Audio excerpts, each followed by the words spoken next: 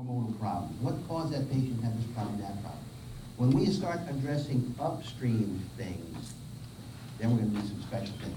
Okay, so let's move on here. So again, another thing, some of the hallmarks of aging, the genome, the telomeres, things that loss of proteases, nutrient sensing, that's so important. And here's probably one of the most important things, mitochondria, right there. We're going to spend a good bit of time on that. That's one of my things. Again, this kind of is the nuts and bolts of aging, but let's move on. This is something that, you need to really think about it a little more, the cell cycle, because when you start understanding the cell cycle, you start seeing where you can maybe make some modifications here. And this tells you, the G1, S, and certain things happen in certain parts of this cell cycle, especially in anti-aging. So you want to know how to approach that. Okay, so we'll talk a little bit about the telomeres. It's the ends of the DNA, and as the cells reproduce, that little snippet of DNA gets smaller and smaller until it's a certain critical length. And then it's going to probably cause that cell to go on to die or become senescent, etc. Now here's the problem that we have. Here's the telomere of an embryonic stem cell. Okay, telomerase active. Problem of an adult stem cell. Typically, the longer that telomere, the more efficient that cell is in doing things. So if we can somehow or other make those cells go back in age, we can do some special things there. So that's something to keep in mind. These are the certain compounds that seem to have an effect on telomeres, all sorts of different ones out there. And most of you know these things. And again, you can all get a copy of my lecture. I have no qualms about it. Give me a copy. Now, telomerase. And that's a big question. I have a good friend, Bill Andrews. And Bill is, really a pro-telomerase person. Yeah, too much telomerase, will it cause cancer? We don't know. That's the problem that we get into. Too little, it's going to definitely have a problem with aging. So you probably need to be somewhere in here. And, like I say, the jury is still out about telomerase and things like that, telomerase stimulators. So we have to be very, very careful about that, okay? And again, stimulating telomerase gene, there's been some good studies out there that say, hey, that does seem to reverse certain aspects of aging. But I think in science, we're putting too much emphasis on the telomere. There's other things that are probably as important, if not more. Now, here's a very good slide. This actually came from an article about Bill Andrews. I think it was in Popular Science or something. But it's the work of Dr. D. Pinero. And he's trying to tie everything together in what he calls the death spiral of the cell. You start getting short telomeres. You start getting problems with the P53 gene, immunosuppressor gene. All of a sudden, you start getting mitochondrial failure, more free radicals. You get then DNA problems. You get cancers, you get arteriosclerosis, lower energy, etc. So it's a really good slide, and it'll take you to look at it and really kind of learn it because there's so much information in this. So the final thought is probably telomere damage is maybe more of a downstream effect of aging, not the cause of aging. Okay? Now, somatic nuclear transfer cells. That's when, again, we talked about it a little bit the other day. You take out a unfertilized egg, get rid of its nucleus, and you take a nucleus from a skin cell or something like that, or a fibroblast cell. You need to shock that cell with electricity to get it started. But what happens is the DNA gets longer telomeres. So that's a pretty impressive thing. And that's been researched by University of Oregon. Okay? Now, one of my favorite guys is the V cell. We talked a little bit about that. Very small embryonic-like stem cell. And you can see the size of it here compared to some of these other cells. Okay? Another word for it is peripheral blood stem cells. We've kind of really, I think, we've been doing these cells for about 6, 7 years now, and we've made some interesting observations with it, to say the least. Again, key is they need to be stressed. They need 4 degrees centigrade. Like I said, 4 degrees centigrade is a pretty interesting temperature in a lot of medicine. They're found in various aspects of the body. They're found in your circulatory system, except they're usually quiescent, not activated, 4 degrees activated. They do have telomerase in them. Now here's a great segue. Well, I should say, let's go over this. We talked about this. Increases telomere length in cells of the immune system. When you're going to talk about anti-aging and things, that's the real key. That's the real golden nugget. If you can make that immune system younger, you've done some significant things. But here's a good segue from our previous lecture. Acupuncture stem cells. These V cells are found, and I'm not an acupuncturist in any way, shape, or form. It's something called the Langhans channel, and this is what they look like. Go on and we'll go back, right there. And, you know, there's some good science there now that maybe, just maybe, when somebody who really knows what they're doing in acupuncture does it, he may actually be stimulating these cells, possibly activating them, and that's why they're having the good results that they're having. So that's something to keep in mind. I mean, all three germinators are there. Now, another thing is we can get our cells to have more of an open chromatin. The more open that chromatin is, the more it's able to do anti-aging because it becomes a pluripotent type cell. Now, cell senescence. I can't stress to you how important this is. Every lecture we've heard today is very much dependent on cell senescence. We heard about ED. Well, go look online. You'll see there's a lot of articles. You know, cell senescence probably is an important fact in ED. Okay? So like I say, this is going to be something that if you're going to do regenerative medicine, you're going to have to address this, or you're going to be left in the dust, because this is such an important topic, and it's going to make a difference in your results. There's no ifs, ands, and buts about it. And again, senescent cell, a lot of damage, but it doesn't want to die. It's a zombie. It wants to go on living, but it wants to infect those other cells. And again, some of the causes of the senescent cell, I like this slide here a little better. It kind of gives us a good idea. Telomere erosion, DNA damage, oxidative stress, tumor suppressor loss, and all sorts of bad things start happening. It's a great little slide, and it sums it up very good as far as senescent cells are concerned. Again, it's implicated in aging and decreased success in all stem cell procedures. They're a big problem. Now, the other thing you have to realize, everything you're trying to do for your patients to make them better, when you're starting to treat them with certain supplements and things, you're also making their senescent cells, quote, better. You've got to address that, okay, because it's not a good thing. You know, I mean, I was kind of shocked, but I mean, this awakening came to me a couple of months ago. I said, wait, what am I doing here? I'm giving these people NAD, and I actually may be making their senescent cells more effective, could potentially be doing them more harm in the long run. And I'll get to that shortly.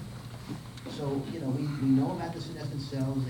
You have to have some functioning senescent cells, otherwise you need that inflammation because it's important in the body. But you don't want too many. When you treat them for senescent cells, you don't want to keep treating them every week. You treat them, you know, maybe for a couple weeks, then you wait a couple of months, then you treat them again.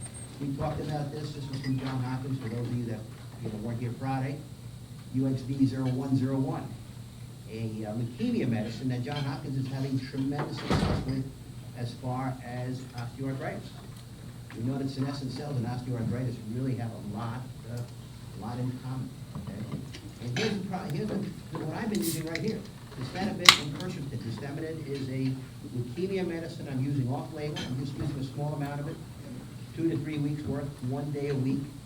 And we've had some excellent results so far. I mean, it's a small study so far. We've maybe done about 30 patients, but almost everyone has had significant improvements. So there you are. Those are some of the things that cause senescence. And again, you can get these lots. A great study that I looked at in the Lancet, University of Texas, and Wake Forest. Significant improvement in pulmonary fibrosis. And again, I'm an orthopedic guy, but apparently, as far as I know, there's really no good treatment of pulmonary fibrosis.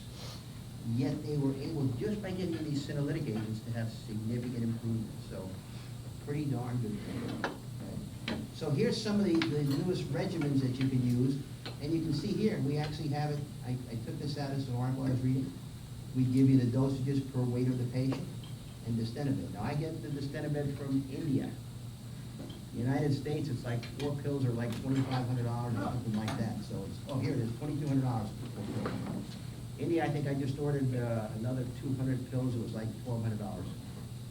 So, and I had it checked. It's a very good brand, so it seems to work pretty good. P53, we spoke a little bit about that. You know, minor damage. It's going to make your cells better. So it's a very good anti-aging compound. It's making my cells too good. But it's also going to get rid of the bad guys. So, but we've got to get that P53 working. The problem is, they think 80% of the cancers that we develop are because we have a malfunction of the P53 gene. Like I said the other day, elephants have multiple copies of the P53, and that's why they never get a cancer by and large, because the P53 is protected. So you can see the various things we have, and these are some of the things that the P53 does: tumor suppression. but does a whole bunch of good anti-aging things. And this will be available hopefully sometime later next year maybe as a patch. We've been using it, but we're not through the FDA with this yet, so I'm not gonna tell you it is, because it's not through, but we're thinking it's gonna be okay to use. Okay, the sirtuin genes, one of the most important genes in our body. Everybody know about them? Not everybody know, I didn't know that much about them. Everybody know about resveratrol? French paradox, we know about the French paradox, or anybody here from France? Okay, well, those of you that don't know, French paradox is, and I don't mean to be offensive to anybody, they say, well, the people from France, you know, they kind of don't exercise that much, they drink a lot of wine and this and that, and they don't exercise, and they smoke a lot, but they have very low incidence of heart disease and things like that. It's because of the resveratrol in the red wine that stimulates the sirtuin genes, the longevity genes, so to speak. So let's kind of look at them. There's 7 of them, and almost every one of these, look at this, NAD, NAD, NAD. That should give you a clue about something about these genes. They all seem to be intimately turned on by NAD. But what else do they do? They seem to have a profound effect on almost every other aging pathway in the body. Okay, and these are some other ones, the phosphate genes, things like that. So a lot of interesting things that they do, all pretty much good things. They affect all different pathways. NFKB, we talked about that, I think, the other day. We'll talk about that a little bit. But these are some of the things that the sirtuins have an effect on. Protects against Alzheimer's, oxidative stress disease, lipid accumulation, insulin sensitivity, things like that. It goes on and on and on. Okay? Now, let's mention this the other day, and I'll mention it again. Resveratrol is pretty good, not very good in bioavailability. Okay? Terstilbin, much better. Okay? The only little bit of a problem with the terstilbin is some of the studies have shown that it seems to increase the bad cholesterol. So one way to probably circumnavigate that is to just take some rapeseed extract, from what I read in the literature. So, there you are. I mean, I take that terstilbin every day without any hesitation. They also kind of cover my back. They also take some. Curcumin doesn't have it cholesterol. Well, we're not talking about cholesterol. We're talking about sirtuins right now. Well, the cholesterol, yeah, there's a lot of things that do. But counteract the study. But the studies that they did, it showed rapeseed extract was the best. So I'm just quoting you with what I read. I mean, yes, a lot of these things have a good effect on it. Sure. Okay. What's that? Terstilbin? Yeah, is that a medication? Dr. Blyweiss is actually selling, he has a terstilbin booth here. No, you can buy it, it's over the counter. Just go online, I mean, it's over the counter, you can get it from a lot of different places, but if you get, there's 2 forms of NAD that I recommend. It's either true Niagen or Elysium. They're kind of like really fighting with each other. The Elysium has terstilbin in it, true Niagen doesn't. I still think true Niagen may work a little better, but no, I can't really give you really good details as to why. Okay? So here's the sirtuin genes again. You know, there are different ones, they do different things. Basically, think about them as they help with mitochondrial genesis and mitochondrial function, okay? And that's the important thing. So NAD is such a key thing with these things. And again, you have these slides, and there's a lot of information in there. So when we get these, when we restore NAD levels, we're going to make these genes work a lot better. We're going to turn them back on. These are the anti-aging genes, basically. So again, we can see it here. Mitochondrial function, that's the key. You know, you get your mitochondria healthy, the rest of your body's going to kind of fall in place. So there we are there. Required for making new mitochondrial biogenesis, mitochondria function. You're getting more mitochondria, you're basically giving the cells more energy, and there's a reason why that also. So you can see all the things about the decline of NAD. It looks like basically it's aging, okay? And as we age, the NAD declines. Look at this, every 20 years, our NAD levels drop by 50%. So instead of being here, you want to kind of be somewhere over here if possible. But you've got to be, you know, a little cognizant of a couple of things. We'll get into that shortly. So here's some ways that we can boost NAD. Fasting and a healthy diet, exercise, high intensity in particular. Well, NAD itself, there's a lot of enzymes in your body that consume large amounts of NAD. And these are the enzymes that seem to repair DNA. But anyway, here's the 3 outcomes of NAD letters. When you have disease, if you basically have low NAD, and this basically will segue with Dr. Hoff has to say, low redox potential, et cetera. And then you have very low NAD, you're basically, you pro, okay, you're not there. And what you want to do is you want to really have something right in the middle. So how can we increase NAD? Well, there's a couple different ways, and these are more biochemical. We don't really need that. Price handler pathway is one, the de novo pathway, okay, a salvage pathway, some enzymes that make use of that, and then exogenous, which is a good way to do it, and then another exogenous IV. So I like to do IV initially, and then I'll go ahead and do oral once I get a good level. Okay. Now, these are the NAD consumers. These are the guys that give us problems. This is an enzyme. Let's kind of go into a little more. PARP. Basically, it's a DNA repairer. I mean, that's its job. It goes and repairs all the DNA damage, okay? So you had that DNA damage here. Lo and behold, it does its work. DNA damage is repaired. You got a good, healthy cell. But it's a tremendous consumer of NAD. So what happens is, if NAD is not available for all cells, these guys aren't going to work because the cells get priority. So these enzymes become non-functional, they become silent. Bad thing. So DNA damage and massive consumer. Okay? So there we are there. So just remember the PARP. They are massive consumers of NAD, and that's why you have to keep supplementing things, because their main job is to keep fixing your DNA. Unfixed DNA leads to many different problems, cancers, neurodegenerative diseases, et cetera, et cetera. So there you are. CD38, it's another enzyme that we deal with, and that's an exogenous consumer. It's an ectoenzyme. It's outside the cell, but it is another huge consumer of NAD.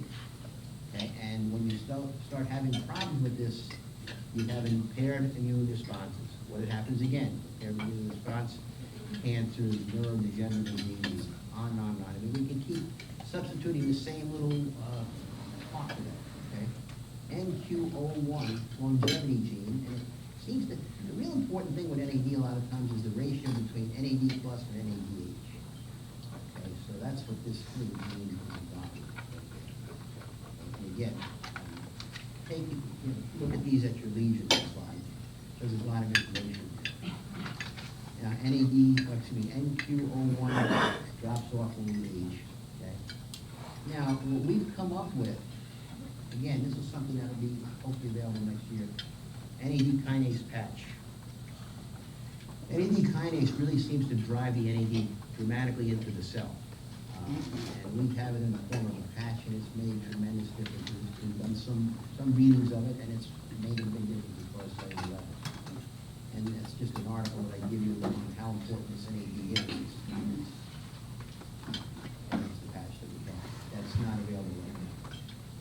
So basically, NAD is increasing mitochondria are making ATP. And as I told you the other day, and might very well be on the test, when you start getting mitochondria, it starts to have a lot of effects on different types of neural conditions, especially.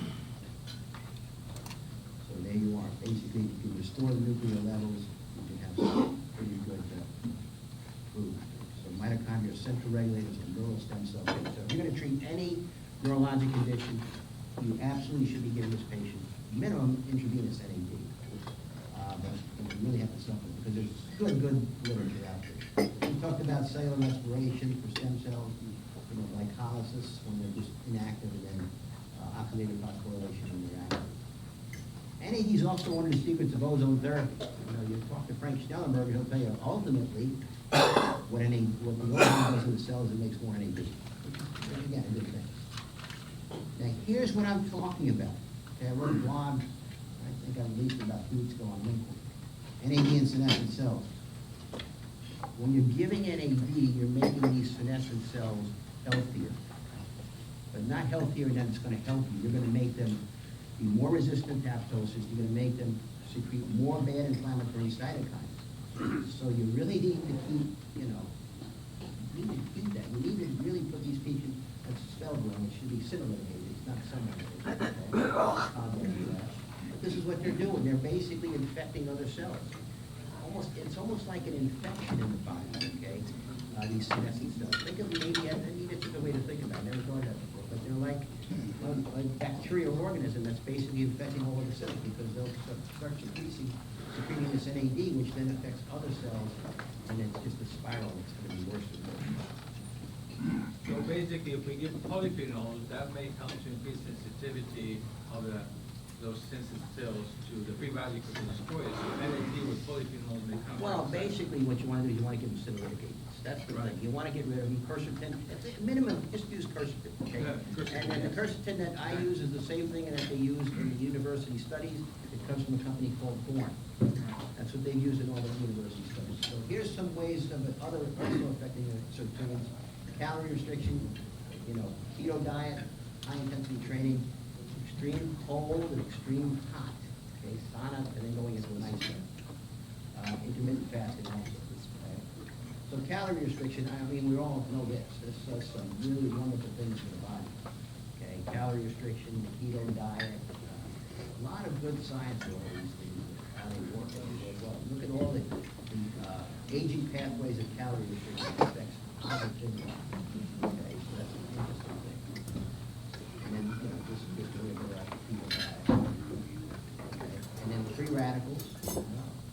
Obviously, free radicals have very good things, okay? The NRF2 pathway, okay, we're trying to get into that a little more. Another important pathway. The nuclear opioid related factor. You don't have to know those names, but you should kind of have an idea, okay? It's a potent modulator of the antioxidant response that can rapidly target oxidative stresses. Basically, we know that some inflammation is necessary. The worst thing you want to do is turn off all the inflammation in the body because you may run into some big problems. It's going to be pretty hard to turn off inflammation in the body. Just keep that in mind.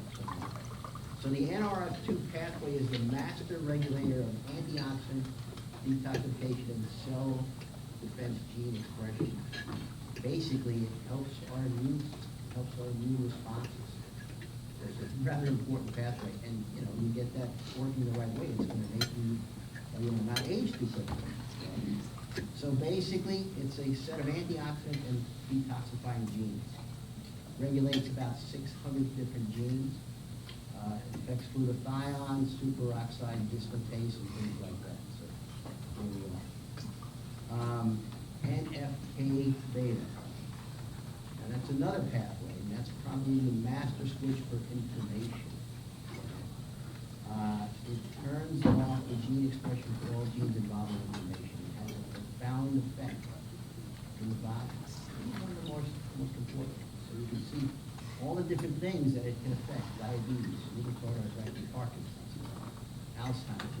These things, Alzheimer's, macular degeneration. And what also did we find out with this?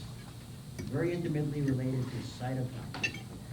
Inflammatory cytokines are way up, anti-inflammatory cytokines way down. So ultimately, that's going to probably be one of the things we're doing. Ultimately, I think we use cytokines with maybe exosomes and things like that.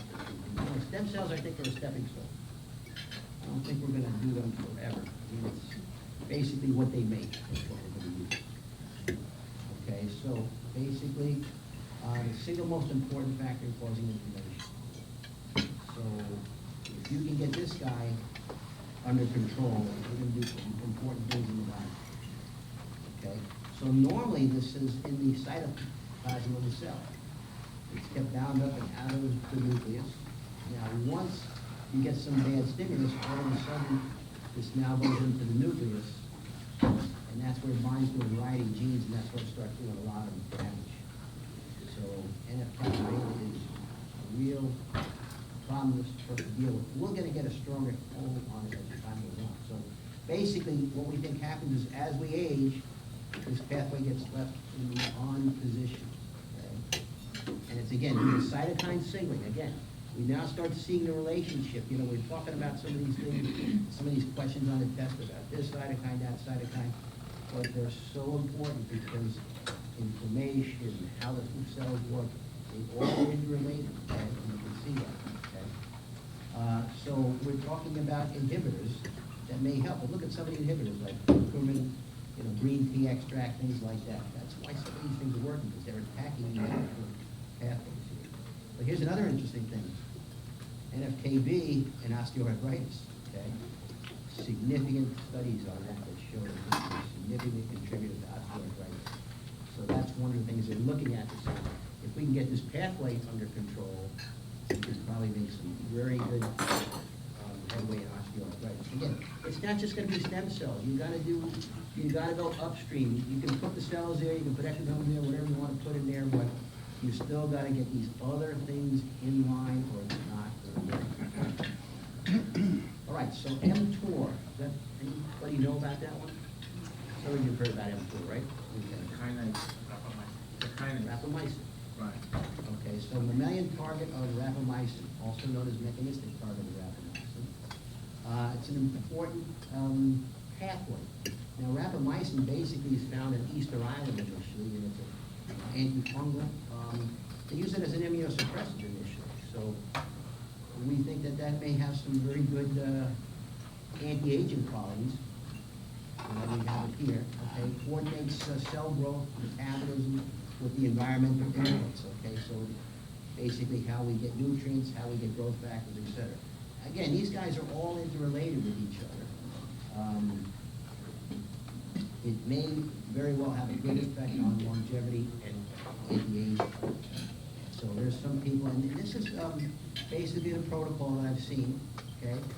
Rapamycin for 3 months.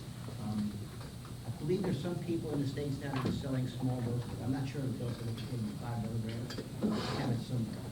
And these are some of the inhibitors. Again, calorie restriction seems to have an effect here, so calorie restriction is probably an important thing. So here we are here. There's 2 forms of the rapamycin. There's mTOR-C1 and mTOR-C2. So again, what are some of the things that help? Well, curcumin, green tea, fistin. Fistin comes from strawberries. Fistin is also a very good stimulating agent. Quercetin, arlipoic acid.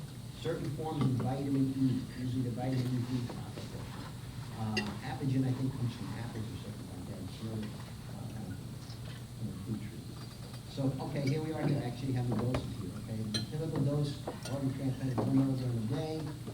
There's a fellow, Dr. Alan Green, he seems to be the leader of this. He's recommending about 5 milligrams of rapamycin once a week. When do you stop? I don't know.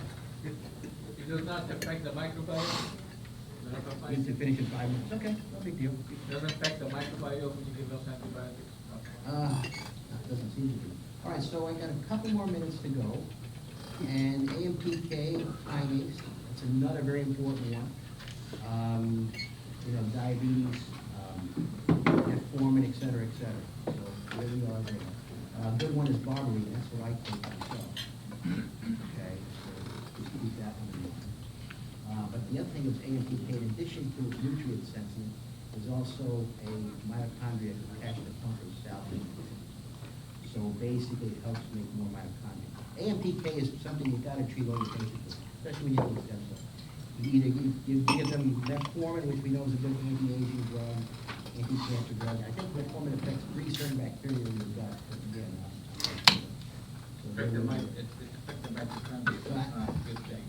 all right, so basically, things that can increase the keto diet, it helps and things like that. So, again, a lot of these things you can change one slide to the other. Okay, autophagy. That's when basically we're going and getting some of the organelles and we're going to try and, get them out of these scrap cells and try and see if we can recycle them. And again, certain things that we can tell about them. There we are. So basically it's body's innate recycling program. So keto diet again, intermittent fasting. A lot of these things affect so many different pathways. So there you are there.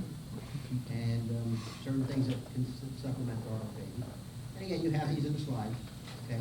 And I think maybe we'll finish up with the oxygen genes. And these are very important. They're called oxygen genes. These are important in osteoarthritis. Okay, you can see them. And I guess we'll probably stop it for now. Oh, let me just finish with this. This was the one aging pathway I had trouble with. In my own mind. I always have trouble. is, you know, there's not good stuff out there, because some people say it can cause cancer. Other people say, well, no, it doesn't cause cancer because it makes your immune system healthier, so. I don't know what the answer is. I can't give you good, and I really looked at a lot of literature and couldn't find a good answer. So, I'm leery about giving IGF-1 to anyone who's had a history of cancer. Also, it could cause certain cellular burnout. All right, I guess with that, we'll kind of stop, because I guess, Marty, something else came up or something? Scheduling conflict. Huh? Some conflicting schedules. Okay, so we're done. I'll take I questions. just wanted to make it quick and nonsense. Thank you so much.